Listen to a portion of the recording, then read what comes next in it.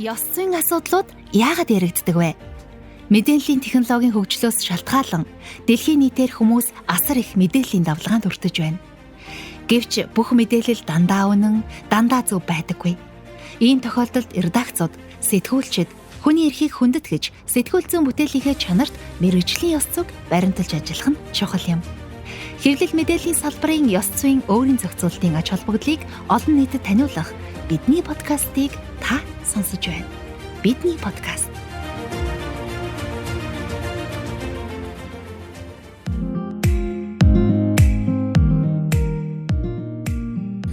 Сонсогч та бүхэндээ өдрийн мэнд хүргэе. Хэвлэл мэдээллийн зөвлөлөөс эрхлэн бэлтгэдэг бидний подкастын ээлжид дугаар та бүхэндээ хүрч байна. За өнөөдрийн зочноор замун хамтран хөтлөгчөөр хэвлэл мэдээллийн зөвлөлийн төслийн менежер Амар Төвшин хүрэлцэн ирээд байна. Өдрийн мэнд хүргэе. За өдрийн мэнд хүргэе. Бимба. За баярлалаа. За өнөөдөр бид хоёр ер нь сая 5 сард бид нэлээд их ажилтай байлаа. За түүний нэг чухал зорилттой ажил нь бол хэвлэл мэдээллийн игэх хариуцлага ёс зүйг хамтдаа амлая гэдэг урайнд ор нэгдэж хэвлэл мэдээллийн салбарт ажилладаг сэтгүүлч редакторуудтай уулзаж ярилцсан нэгэн өдөр боловч маш олон зүйлийг ард нь ярьсан, хэлсэн, олон амлалтыг өгсөн, ёс зүйн тухай ярилцсан ийм өдөр болж өнгөрсөн. Тэгээд энэ хугацаанд бас бидний тэр өдрийн уулзсан сэтгэгдэл тэр өдрөө бибидээ мөн олон нийтэд уншигч үзэгч сонсогчдод амласан тэр амлалтууд ингээд бүх зүйл ингээд яг шинэхнэрээ хөөрч байна л да. Энэ өдрөлийн араас манай редакцууд болон сэтгүүлч редакторууд амлалт өгсөн байгаа. Тэгээ энэ амлалтууд нь бас юу байсан болоо гэдгийг хоёлаас ярилцаад тэгээд бас тэр амлалтуудыг нь хамтдаа сонсоод тийм байдлаар өнөөдрийнхөө подкастыг хий гэж зорьсон юм аа. Тэнэлгэнгүй гоё мэдээллийг нөгөөч. За тэгээ хэвлэлийн эрхчлөөний өдрийг угтаж хэвлэл мэдээллийн зөвлөлөөс мэдрэмжтэй мэдээллийн нэгтлээс за хэвлэл мэдээллийн игэх хариуцлага гэдэг сэдвийг хүндсэн. За бид нэр ингэж игэх хариуцлага гэдэг сэдвийг хүндэхдээ бүгдээрээ хамтдаа ёс зүйг амлая гэдэг энэ уриалгыг төвшүүлсэн. Энэ уулзалтаар хэвлэл мэдээллийн салбарын за 80 гаруй төлөөлөл оролцсон. За энэ дотроос болохоор 20 гаруй редакц, за 60 орчим сэтгүүлч бас хэвлэл мэдээллийн салбарын мэргэжилтэнгүүдийн төлөөлөл багтаж байсан. За тэгээд ер нь бол хөтөлбөрийн ихэнд яасан бэ гэхээр хэвлэл мэдээллийн зөвлөлийн гүйцэтгэх захирал гүнжтмаа игэх хариуцлага гэдэг маань ямар учиртай сэдв юм бэ? Бид нэр яагаад хэвлэл мэдээлэл өөрөө игэх хариуцлага гэдэг зүйлийн тухай ярих ёстой вэ гэдэг талаар танилцуулсан. За энийг яг ингээд товчоор илэрхийлээд хэлэх юм бол өнөөдөр хэвлэл мэдээлэлтэй маш их сорилттой тулж байна. Технологи, улс төр, нийгэм, эдийн засаг гэд энэ их сорилтын дотор бид нэр эргээд нөгөө нэг уншигч, үзэгч, сонсогчоо хамгаалж ах хэрэгтэй. Яагаад бид нар хамгаалах хэрэгтэй гэхээр бид нар эцээцэд уншигч, үзэгч, сонсогчийн төлөө ажиллаж идэг. Бидний хэрэглэгч бол энэ хүмүүстэй. Тэгэхээр энэ хүмүүст бид нар за хэвлэл мэдээлэл чинь яг ингээд бид нэр хэдий цаг нөхцөл байдалтай бид нэр эдийн засгийн нөхцөл байдал, улс төрийн нөхцөл байдалтай тулдаг ч гэсэн яг ёс зүйн төлөө бид нэр ингэж хичээж ажилтгий шүү. Бид нэр үнэн бодтой мэдээлэл хүргэхийн төлөө бид нэр ёс зүйн зарчмаа баримталдаг шүү гэдэг энэ зүйлийг олон нийтийн өмнө хэлсэн тийм энэ уриалганд нэгтсэн гэсэн үг. За үргэлжлүүлээд өдөрлөгийн дундуур бол ёс зүйтэй илэрхийлэл сэтгүүл зүйн үнцэн гэдэг сэдвээр редакцуудын ерөнхий редакторууд, эрхлэгч нар гол төлөв байр суурь илэрхийлсэн. Бид бас энэ дээрээс төрөл бүрийн санаануудыг бас эргэж санах ёстой зүйлүүдийг олж авсан болов уу гэж бодож байгаа. Тэгээд таны зүгээс бас яг энэ хэсгээс онцлог зүйлс юу байв? Мэдээч энэ хэсэг бол нөгөө нэг маш олон сэтгүүлч редакторуудын өөрсдийн санаа бодлоо хуваалцсан ийм хэсэг байсан. Хүмүүс яг юу гэлүүд хэлжсэн бэ гэхээр мэргэжлийн байх хэрэгтэй, ур чадвартай байх хэрэгтэй, ёс зүйтэй ажиллая, хүнлэг бай, хүний эрхийг дээдлж ажиллая, за хэнийг чалгуурлан гадуурхгүй бай, нийтийн ашиг сонирхлын төлөө байх хэрэгтэй. За тэгээ олон ургалч дуу хоолойг бид нэр түгье гэдэг энэ санаануудыг хэлж исэн. За тэгээд энэ чөлөөт микрофоны хэсэгт бизнесмен сайтын эрхлэгч даваад орж, майнингийн сайтын сэтгүүлч, редактор, баяр доктор, үннүү сайтын ерхий редактор, лавг цэрэн, өдрийн сонин, 100-ны мэдээ, Монголын үнэн сонин, гөөгөө сайт гэсэн маш олон хэвлэл мэдээллийн байгууллагуудын төлөөлөлөөс бас хэвлэл мэдээллийн үнц нь юу юм бэ? Бид нэр уншигч, үзэх, сонсогчдоо юуг амлах хэрэгтэй юм бэ гэдэг энэ санаануудыг хэлжсэн. Тийм. Тэгээд бид бас ёс зүйн амлалт өгсөн тийм ээ. Ялангуяа одоо хэвлэл мэдээллийн салбарт ажиллаж байгаа, яг сэтгүүл зүйн бүтээл төрөл хийж байгаа, нийтлэлж, нэвтрүүлж байгаа тэдгээр редакцууд маань ёс зүйтэй байх талаар өөр өөрсдийнхөө амлалтыг өгч байсан. Тэгээд энэ амлалтан дээр бол бас их онцгой амлалтууд нэлээд байсан. Тэгээд энэ амлалтыг бас бид нэр сонсох болно. Редакцууд сэтгүүл зүйн эгэх хариуцлага ёс зүйн амлалтанд энхүү нэгдлээ. Хэвлэл мэдээллийн хэрэгсэл иргэдийн үгээ хэлэх эрхийг хангахын тулд олон талын дуу хоолойг гаргадаг байх. За ингэхдээ их сурвалжийн тэнцвэртэй байдлыг хангах юм бол олон нийтийн итгэлийг хүлээж чадна. Энэ хэрэгцээ шаардлагаар Архангай медиа группийн редакц бүтэц бүрэлдэхүүндээ олон нийтийн төлөөллийг оролцуулж тэднэр дамжуулан нийгмийн төрөл бүрийн бүлэг хамт олонны хөгжлийг дэмжихэд анхаарна гэсэн ийм заалтыг редакцийн бодлогодоо тусгасан. Ер нь редакцууд мэргэжлийн түвшинд ажиллаж байгаагаа харуулах гол шалгуур нь ёс зүйтэй сэтгүүл зүй гэж ойлгож байна. Хэрвээ бүгд ёс зүйтэй байх юм бол нийгмийн зүгээс хэвлэл мэдээлэлд итгэх итгэл сайжирна, сэтгүүл зүйн үн цэн нэмэгдэнэ. Тиймээс Архангай медиа групп ёс зүйг амлын уриалгад нэгдэж байна. Сайн байна уу? Өнөөний ньюсийн контент бүтээгч Инх Тэнгэр байна. Манай редакц дэлхийн хэвлэлийн эрх чөлөөний өдрийг тохиолдуулж хэвлэл мэдээллийн зөвлөлөөс зохион байгуулсан сэтгүүл зүйн эгэх хариуцлага ёс зүйг хамтдаа амлын уулзалтад оролцож мэргэжлийн зүгээр баримтлахаа амласан. Манай редакц нь тайлбарлах сэтгүүл зүйн чиглэлээр үйл ажиллагаа явуулдаг. Бид залуучууд зориулж контент бэлтгэдэг учраас сошиал медиа тэр дундаа Instagram-д илүү төвлөрдөг. Бид үйл явдлыг төрүүлж мэдээлэхээс илүүтэйгээр үйл явдлын араас учир шалтгааныг тайлбарлаж анализ хийхийг эрмэлздэг. Хэдийгээр бид сошиал медиад үйл ажиллагаагаа явуулж байгаа ч гэсэн ёс зүйн зарчмаа баримталж ажиллахыг гол зорилгоо болгодог. Тиймээс аливаа асуудлыг мэдрэмжтэй мэдээлж ёс зүйн зарчмаа баримтлахаа амлаж байна. За манай Майнинг ЦГМ-ийн мэдээллийн сайтын хувьд бол уул уурхайн салбарын мэдээллээр төрөлжиж байгаа ийм редакц юм. Бидний хувьд хэвлэл мэдээллийн зөвлөлөөс уриалж байгаа ёс зүйг хамтдаа амлая уриалгад нэгдэж байгаа. Энэ амлалтыг өгч байгаа ийм редакц юм аа. Бидний хувьд бол уул уурхайг дэмжих бодлогыг баримталж байгаа. Гэхдээ шүүмжлэлтэй асуудлуудыг бол ил тод мэдээлнэ. Хамгийн гол нь шантааж хийх, дарамт үзүүлэх гэдэг юм уу? Буруу аргаар PR хийх, мэдээллийг буруу зорилгоор ашиглах тал дээр бид нэр эсрэг байр суурьтай байдаг. Тийм болохоор манай сайтад бол төдийлөн тийм бусдыг буруутгасан, харлуулсан, гүтгсэн ийм мэдээлүүд бол гарахгүй гэдгийг бид амлаж чаднаа. Google-ийн сайтын ерөнхий редактор Ажээ Сүрэн байна. Бид хэвлэл мэдээллийн эгэх хариуцлага ёс зүйг хамтдаа амлалын уриалгад нэгдэж байгаа юм. За уриалгад нэгдснээрээ бид өдөртмийн үйл ажиллагаанд хэвлэл мэдээллийн ёс зүйн зарчмыг баримтлахаас гадна өөрсдийн редакцийн бодлого мөн дотоодоо боловсруулсан ёс зүйн зарчмыг өдөр тутамдаа мөрдөж ажиллана. За хурдтай, шуурхай мэдээлэлээс илүүтэйгээр бодиттой, тэнцвэртэй мэдээлэл уншигчдаа хүргэхээ амлаж байна. Зооны мэдээ санины хариуцлагатай нарийн бичгийн дарга мөх жаргал байна.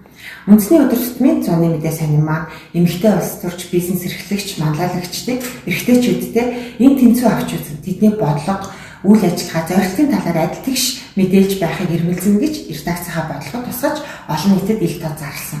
Ингэснээр уншигч захиалагчдынхаа итгэлийг нэмэгдүүлж бүх талын их сурвалжтай болж чадсан. Сэтгүүл зүйн мэргэжлийн үйл ажиллагааны үнэт зүйл ёс зүйн зарчимтай үнэнч байж үлгэрлэн манлайлахын төлөө ёс зүйг хамтдаа амлалын уриалгад үндэсний өдөр тутмын зооны мэдээ санин нэгдэж байна.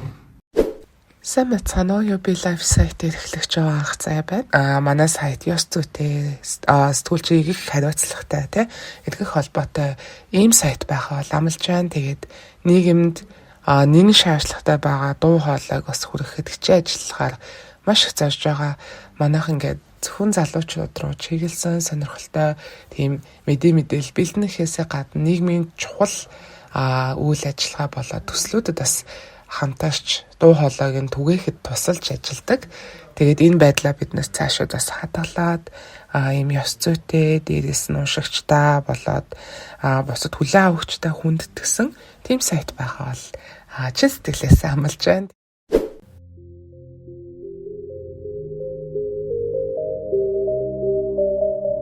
Мэргэжлийн ёс зүйн өөрийн зохицуулалт, сэтгүүл зүйн чанарыг дээшлүүлэх тухай ярилцах бидний подкастыг та сар бүр хэвлэл мэдээллийн зөвлөлийн албан ёсны Media Consult CGM сайтаар хүлээн авч сонсоорой. бидний подкаст.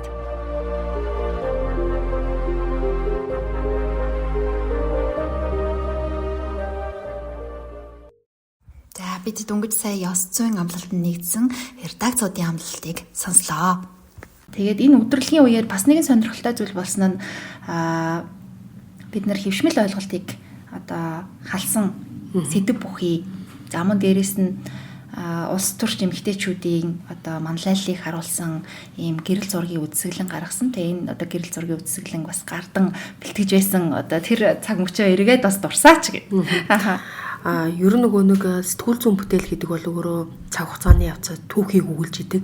Тийм ч учраас бид нар сэтгүүл зүй бол түүх юм аа.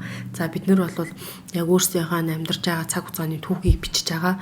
Тэгээ энэ түүх үнэн байх хэрэгтэй, энэ түүх бодтой байх хэрэгтэй, энэ түүхийг хин нэг нь найруулж ичж болохгүй. За бид нар яг гээд болсон үйл явдлыг хэвлэл мэдээллийн хэрэгсэл ажиллаж байгаа сэтгүүл сурвалжлагч нар одоо мэдээлэл олон нийтэд хүргэж идэг те.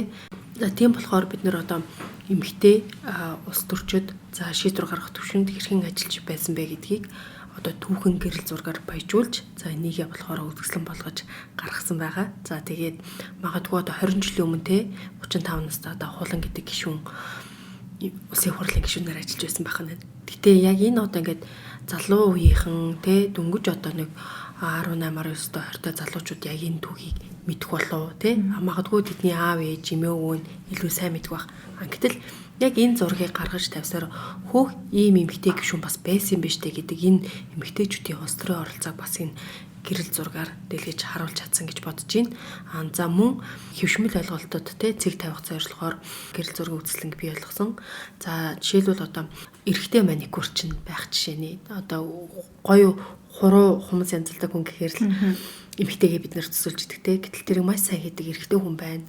За совилогч гэхээр л бид нэр дотроо эмэгтэй хүн төсөлж идэг. Гэтэл маш сайн эрэгтэй совилогч байна. Гэтэл нөгөө эрэгтэй совилогч маань эмнэлэгт маш хэрэгтэй ажилтнуудын нэг яагаад гэвэл хүн төвчтэй хүнийг асраах за тэгэл зөөгч юм уу энэ үед одоо нэм хүч шаардсан ажлууд бас байдаг байна л да. Ажил мэргэжилт ер нь хүүс төдийлөн төр чухал биш үү гэдгийг харуулах зорилгоор бас гэрэл зургийн үзэсгэлэнг дэлгэсэн байна. За дэн дотроос таад бас спортын эмэгтэйчүүдийн зургийг харж болно те. Спорт, хүчний спорт гэхээр бид нар бас хөвчлэн эрэгтэй хүнийг төсөлж идэг. Гэтэл хүчний спортоор охтууд ч гэсэн маш сайн амжилтууд гаргаа явж идэг. Мөн дараагийн нэг онцлог зүйл гэх юм бол бас Монгол улсын анхны эмэгтэй генералын зураг бас энэ түүхэн зурагт багтсан байна.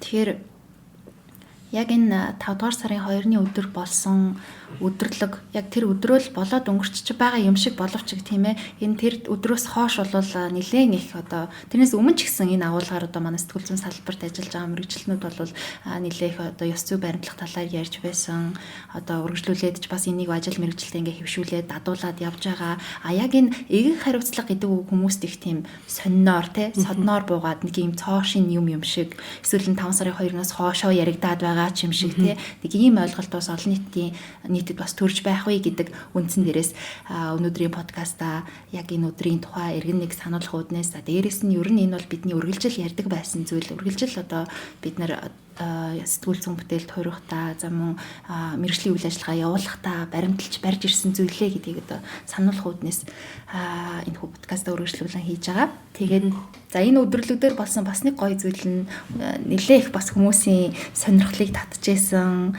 хүмүүсийн сэтгэлийг хөдөлгсөн тэр зүйл нь захиа байсан. Тэгээд мэдээллийн зөвлөлөөс сэтгүүлч редакторуудад зориулан хаяглаж захиа илгээсэн. Тэг хүн чинь өөрөө захиа авахаар их баярлдаг юм байна шүү дээ.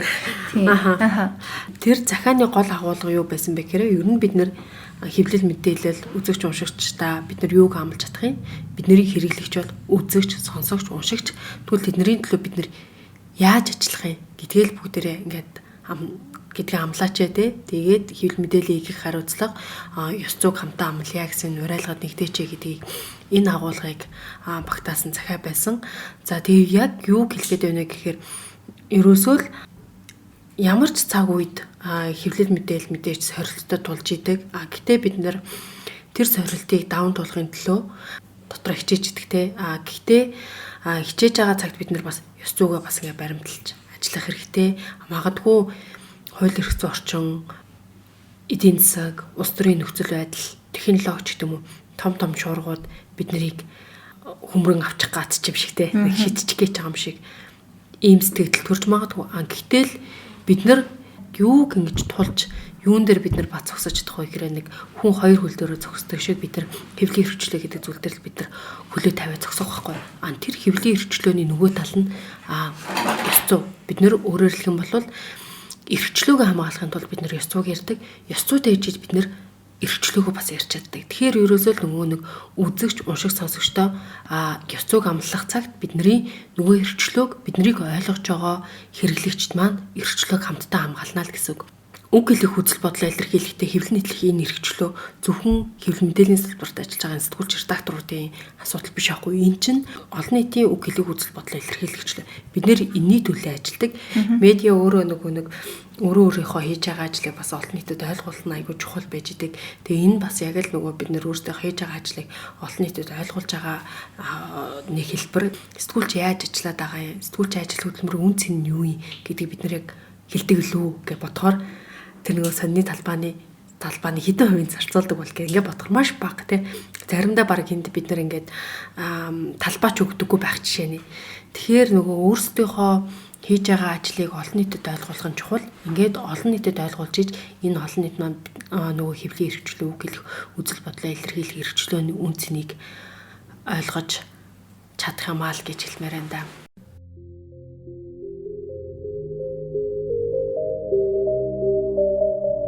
Мэргэжлийн ёс зүйн өөрийн зохицуулалт, сэтгүүл зүйн чанарыг дээшлүүлэх тухай ярилцах бидний подкастыг та сар бүр хэвлэл мэдээллийн зөвлөлийн албан ёсны Media Consult CGM сайтаар хүлээн авч сонсоорой. Бидний подкаст.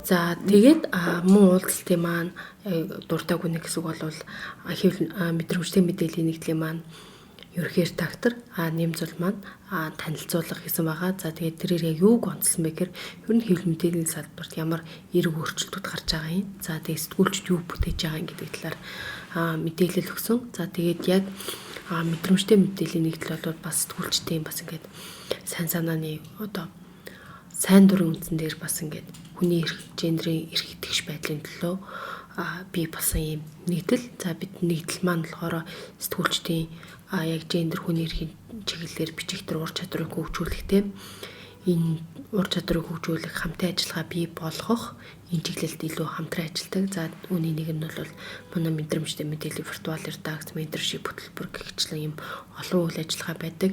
За энэ олон үйл ажиллагааны маань бас нэг нь хэвлэл мэдээллийн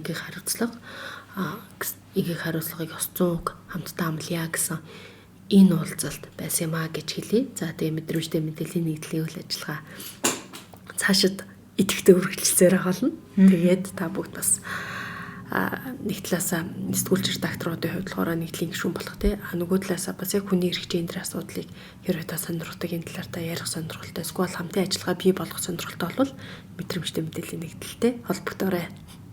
За баярлалаа. За тэгээд ер нь энэ уулзалт гэлтгүү те энэ хэвлэл мэдээллийн салбарт ажиллаж байгаа мэргэжилтний хувьд бол бас өөрөөс чинь асуумаар байна л да. Тэгээд салбарын маш олон үйл ажиллагааг зохион байгуулдаг. Тэгээд бүгднийг зорилгын доор нэгддэг. Тэгээд тэр зорилгоо дараа нь түгээн дэлгэрүүлж хүмүүст ийм юм болсон юм шүү гэж олон нийтэд ойлгуулдаг. Нэг юм болоод өнгөрлөө гэд ингээд болсны дараа мартах биш те. Яваандаа бид нар үргэлжил нэг л юмыг ярьдаг. Тэр нь бол дандаа ёс зүйтэй холбоотой байдаг гэдэг ч юм уу те. Таны бодол энэ дээр ямар байна? Тийм маш олон сургалт үйл ажиллагаанууд ингэ болдог. Гэхдээ яагаад энэ бүгдийг хийгээд өнө гэхээр хэрвээ энэ бид нар түрүүний хэлсэндээ салбар дотор ярихгүй бол бидний өмнөөс хэн дуурах вэ? Бидний асуудлыг хэн ярих вэ? Нэг нь нөгөөх нь маш хурдцтайгаар дэлхийн ертөнцийн өөрчлөгдөж байна. Технологийн өөрчлөлтүүд бий болж байна. Хууль эрх зүйн өөрчлөлтүүд бий болж байна. Энэ бүхэнд бид нэр хэрхэн яаж тасан зогсож асгүй бол яг аль замыг сонгож аль шийдлийн сонгож ажиллах вэ гэдэг бол хамгийн чухал. Тийм болохоор чадахчур сургалтууд, хилцүүлгүүд, уулзалтууд болж идэг. Удахгүй улсын хурлын сонгуул болно. За тэгээд энэ улсын хурлын сонгуулаар магадгүй 4 жилд нэг удаа болж л байдаг гэж бид нэр харах уу? Эсвэл бол яг энэ улсын хурлын сонгуулиар нөгөө нэг худал мэдээлэл, хуурамч мэдээлэл маань ахаад гаарвал бид нар юу хийж байгаа вэ? Хэвлэл мэдээллийн хэрэгсэл энэ мэдээллийг нэгтлэн шалгах ажлаа бид нар ёс зүйтэй олон нийтэд үргэлж үнэн бодит мэдээлэл хүргэх энэ ажлаа хийнэ гэдэг энэ амлалтал ёс зүйн зарчим дотор байдаг гал бид нар дахин хэлж байна л гэсэн үг. Тэгэхээр нөгөө нэг сонгуулийн үеэр хин нэгийг одоо ялгуурлангаад урахгүй олон ургалж дуу хоолойг оруулж ирэхтэй. За тэгээд аливаа мэдээллийг нэгтлэн шалгах гэдэг энэ маань л нөгөө нэг бас бидний хийж байгаа ажлуудын нэг энэ бүхэн бидний ёс зүйн зарчимдаар бичигдсэн байдаг. Бид нар энийгээ олон нийтэд амласан. Тэгэхээр бид нар яах нь дахиад болдог нөгөө нэг сонгуул гэж харахаас илүү энэ удаагийн сонгуулийг илүү үнэн бодиттой. За тэгээд хэнийг нэг ялгуурлангаад урахгүй байх. Тэ олон талын дуу хоолойг оруулж ирсэн ийм зүйлсийн төлөө хэвлэл мэдээлэл ажиллана л гэдгээ л амлажлаа л да. За тэгээд нөгөө энэ дашрамт гэдэг шиг мэдрэмжтэй мэдээллийн нэгдлийн талаар одоо нэг үе бодох юм бол олон нийт маань нэлээд сайн мэддэг болсон байна. Тэгээд виртуал редакцийн бүтээлүүдийг бас хүлээдэг болсон байна. За мэдрэмжтэй мэдээллийн нэгдэл виртуал редакц цаашаа юу хийх вэ? Энэ оны төлөвлөгөөний талаар бас товчхаар суугаад тэгээд хоёулаа өнөөдрийнхөө подкастыг өндөрлөе тийм ээ. Мэдрэмжтэй мэдээллийн нэгдэл маань эмгтээх сурвалжийн дата санг бий болгосон. Анхны дата санг. Тэгэхээр энэ дата санг одоо дата сангийн ажлыг үргэлжлэх тэгээ виртуал редакц маань үргэлжлэх, менторшип хөтөлбөр маань үргэлжлэх гэсэн маш олон юм төлөвлөгдсөн ажлууд байгаа. Тэгээд дараагийн подкастт ойрвол дэлгэрүүлж ярьж өгье. Дараагийн подкастт урьнаа. За баярлалаа. Тэгээд өнөөдөр подкастын маань гол зорилго сэтгүүл зүйн хариуцлага ёс зүйг хамттай амлая гэдэг энэ хүү уулзалт өдрөлгөөр юу болсон тухай бас үргэлжлүүлэн та бүхэндээ танилцуулж тайлбарлаж бас хүргэх байлаа. За мөн дээрээс нь энэ одоо уулзалтаар болсон үн цэнтэй тэдгээр одоо амлалтуудыг та бүхэндээ үргэлжлүүлэн сонсгох, за олон нийтэд хүргэх ийм зорилготой нэг дугаар маань одоо та бүхэндээ хүрлээ. Тэгээ бидний подкасттай хамт байсанд баярлалаа. За мөн өнөөдөр зочин хөтлөгчөөр оролцож мэдээлэл өгсөн хэвлэл мэдээллийн зөвлөлийн төслийн менежер Амар Төвшинт баярлалаа. За баярлалаа.